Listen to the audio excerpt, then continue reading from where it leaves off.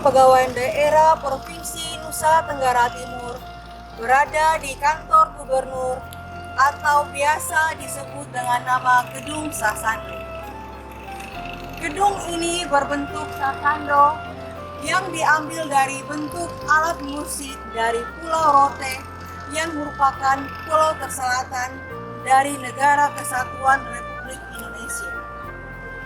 Siapapun yang menginjakan kaki ke pintu masuk kantor gubernur Nusa Tenggara Timur akan dihadapkan dengan pemandangan asri karena halaman Gedung Sasando terlihat dan mendapat kesan halaman yang tertata rapi oleh pemikiran dan penataan oleh tangan-tangan terampil. Terdapat bentangan rumput hijau, bunga-bunga yang tertata rapi, yang berbunga dengan bunga tropis yang berwarna-warni. Ada yang berwarna kuning, hijau, dan merah. Pohon-pohon yang hijau menghias halaman Gedung Sasando. Ada kupu-kupu berbagai warna dan burung pipit yang berterbangan kian kemari. Dalam konsep pengelolaan lingkungan, perlu memperhatikan pemanfaatan sumber daya alam, tanah, air, dan udara. Tata kelola lingkungan menjadi aspek penting di saat sekarang dalam menghadapi pandemi corona. Maka, salah satu yang perlu kita perhatikan yaitu kembali ke alam. Seimbangkan kembali alam kita, dimulai dari rumah kita, lingkungan kantor, dan tempat-tempat umum lainnya. Jika ekosistem seimbang, maka rantai makanan bagi semua makhluk hidup akan seimbang, termasuk virus corona yang kita hadapi. Masing-masing pada habitatnya. Jika ekosistem tidak seimbang, maka akan terjadi ketidakseimbangan kehidupan di muka bumi.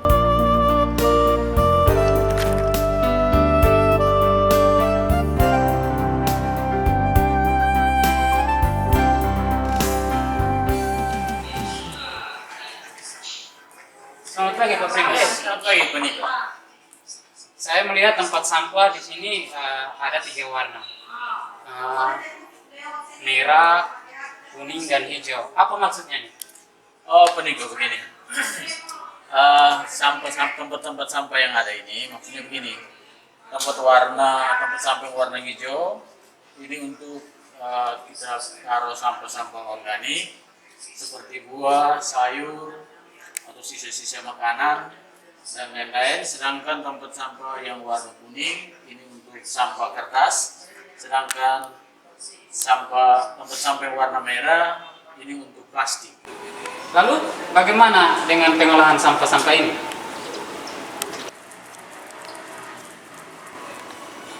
Selamat pagi Pak Grandi. Selamat pagi Pak Niko, Pak Primus. Pak, tadi saya dan Pak Primus sedang membahas tentang sampah yang sudah ada dengan 3 tempat sampah berwarna hijau, kuning, dan merah. Pengelolaan sampah ini akan dibuang di tempat sampah. Kalau begitu, mari kita ke Biro Umum untuk mendapat penjelasan tentang pengelolaan sampah yang ada di sekitar lingkungan kantor kita ini.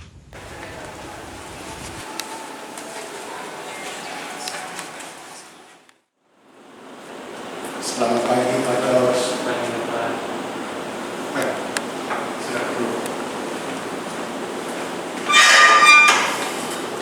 Bagaimana? Apa yang bisa kami bantu?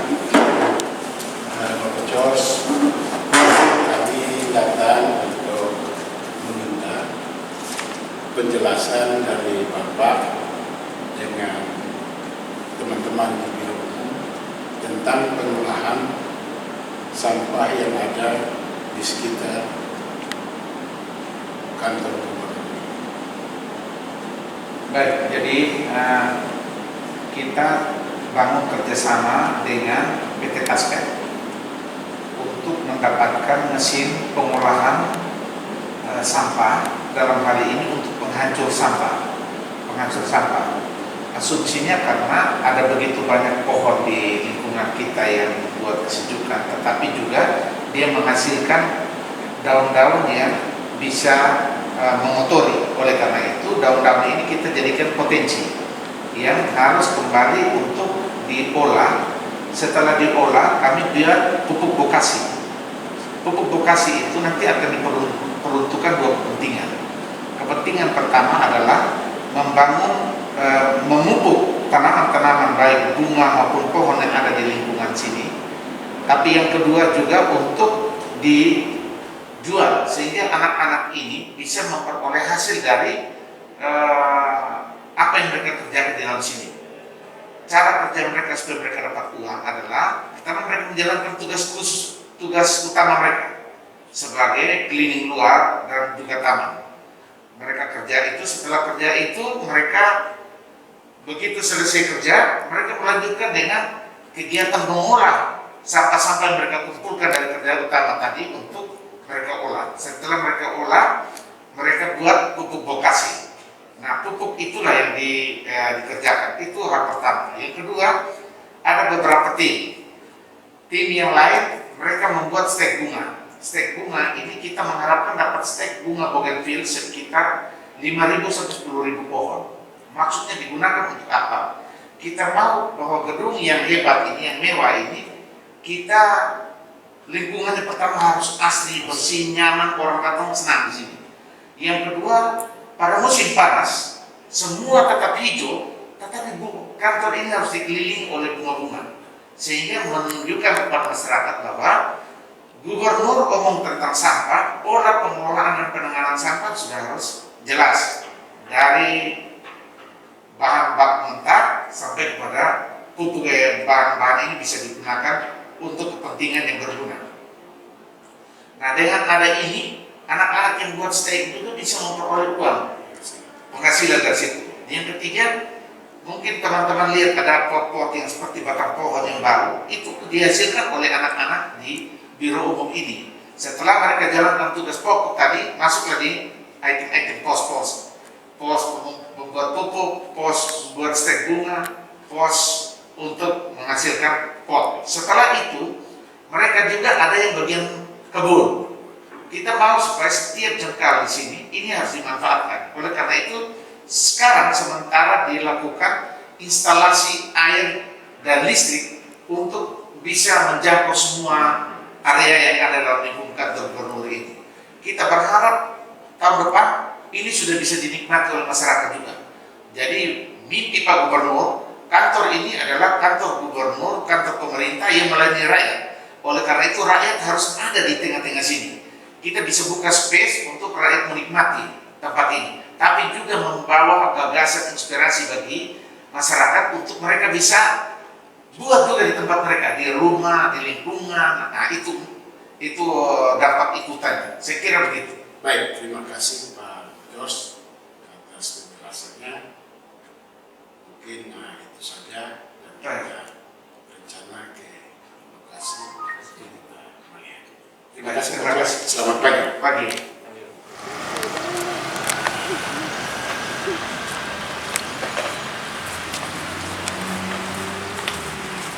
Selamat pagi Pak Tony. Selamat pagi.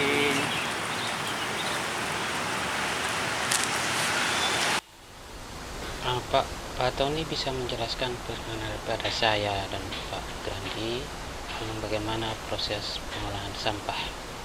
Pertama-tama saya mau ucapkan terima kasih karena ada kunjungan dari Bapak. Yang pertama, saya di sini sebagai tenaga kontrak. Dan saya bekerja di sini, tugas tupoksi saya adalah pagi saya datang membersihkan lokasi di area saya yang sudah ditunjuk dari dalam. Setelah itu saya ditugaskan lagi untuk pengolahan sampah.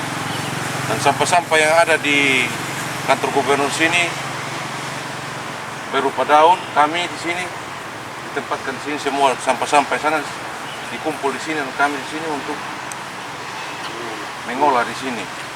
Setelah itu kami mengolah di mesin sini.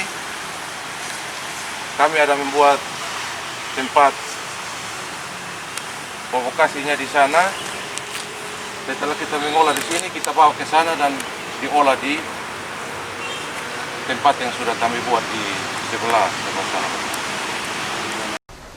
Bisa tunjukkan kepada saya dan Pak Grandi bagaimana proses dari pembuatan sampah ini? Sebelumnya, pertama-tama kami nyemprot mesin dulu.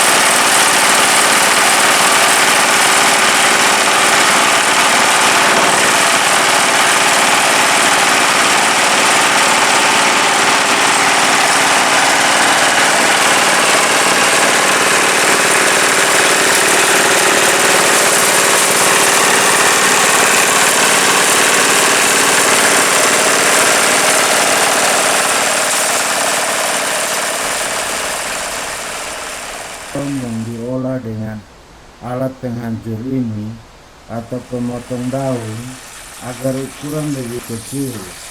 Tujuannya adalah agar lebih cepat terurai.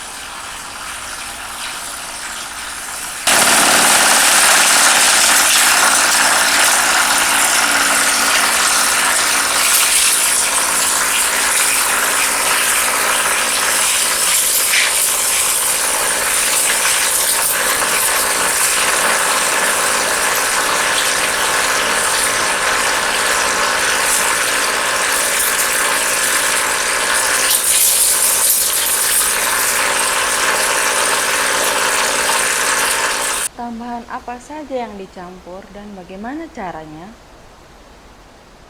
Bahan yang kita pakai di sini M4 sama kotoran hewan.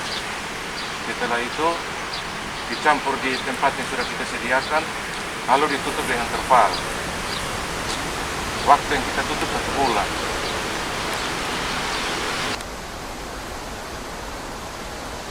Pupuk ini nanti digunakan untuk apa saja? Yang kita lihat di sini, kantor sini cukup luas ya. Bunga ada di sini, kita ada kebun juga. Jadi pupuk ini kita pergunakan untuk sebagian untuk bunga, sebagian untuk lahan pertanian di kantor sini.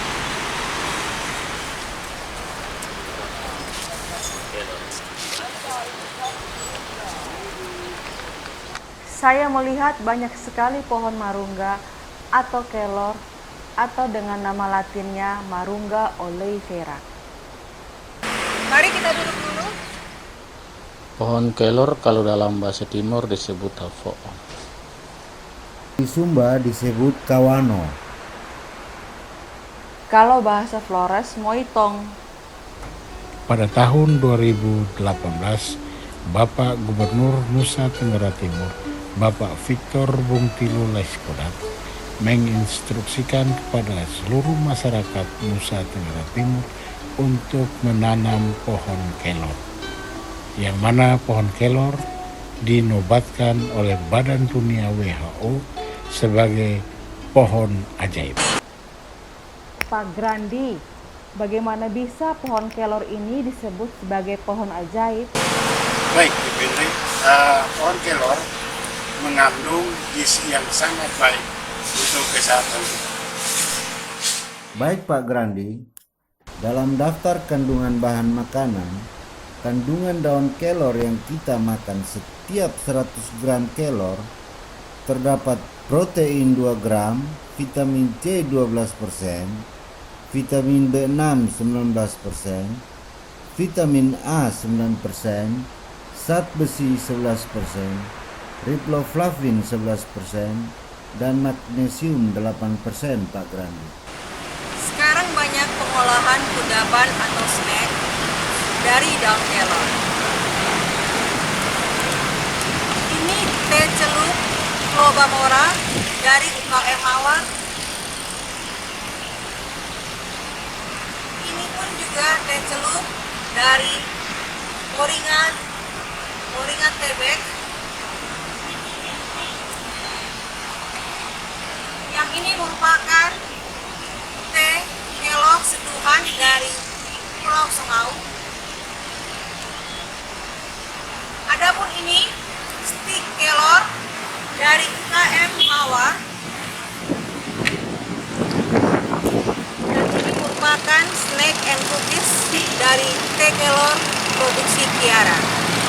Semuanya dapat dibeli di Dewan Kerajinan Nasional Daerah atau Dekra Nasda Provinsi Nusa Tenggara Timur yang beralamatkan di Jalan Sudirman, Fontaine, Kupang. Mari bapak-bapak kita mencoba teh kelornya. Terima kasih. Terima kasih.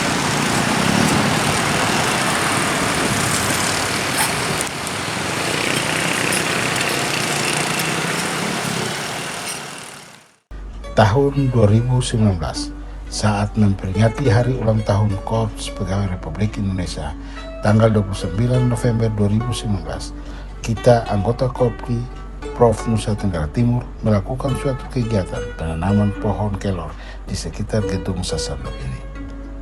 Ayo, mari kita lihat tanaman-tanaman yang Bapak, Ibu, dan saya telah berpartisipasi menghijaukan lahan ini. Pak Ardi, tanaman yang kita tanam waktu itu di bagian mana, Pak? Sebelah sana, Pak Niko.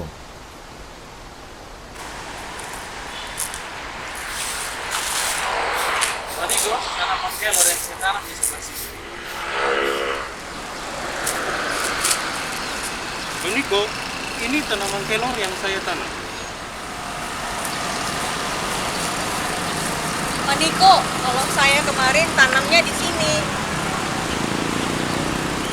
Bapak-bapak, kalau kita semua sudah tahu manfaat dari marungga atau kelor, mari kita budayakan menanam kelor di rumah kita. Sebaiknya satu rumah tangga kita menanam 5 pohon kelor untuk kebutuhan masing-masing rumah tangga. Jika halaman rumah cukup luas, sebaiknya lebih dari 5 pohon.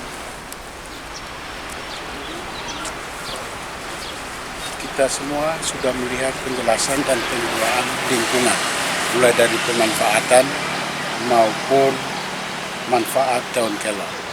Untuk itu, di masa pandemi corona ini, mari kita mengkonsumsi daun kelor, yang mana kandungan dalam daun kelor itu sangat bermanfaat untuk tubuh kita. Contoh, daun kelor mengandung vitamin C 7 kali lebih daripada jeruk, 4 kali dari susu, 3 kali dari yogurt untuk peningkatan imun tubuh kita. Saya mengucapkan terima kasih kepada seluruh viewer yang telah menyaksikan tayangan kami ini. Salam sehat, salam tangguh.